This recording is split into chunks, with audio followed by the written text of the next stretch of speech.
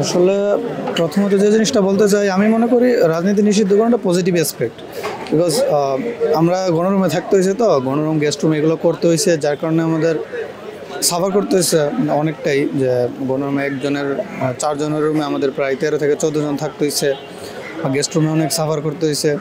যার কারণে রাজনীতি নিষিদ্ধ করাটা আমি বলবো যে পজিটিভ অ্যাসপেক্টই। কারণ যখন সরকার পতনের পর যখন হলে আসলাম বা আমরা সবাই রিটার্ন করলাম, তখন থেকে দেখতে পাচ্ছি যে ফার্স্ট ইয়ার থেকেই পোলাপান বা জুনিয়ররা ওরা সিট পাইতেছে বা নিজেদের মতো চলাফেরা করতে পারতেছে, বা যেটা চাচ্ছে ওরা করতে পারতেছে।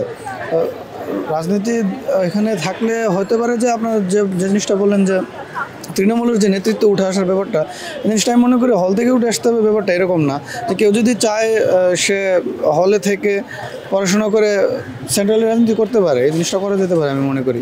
ডাকসু তো হচ্ছে, কারণ ডাকসুর মাধ্যমে তো আমাদের যদি প্রয়োজন হয় যে নিরাপত্তা দেয়া বা নেতৃত্ব উঠে আসে, এটা আমি মনে করি ডাকসুর মাধ্যমে এনাফ।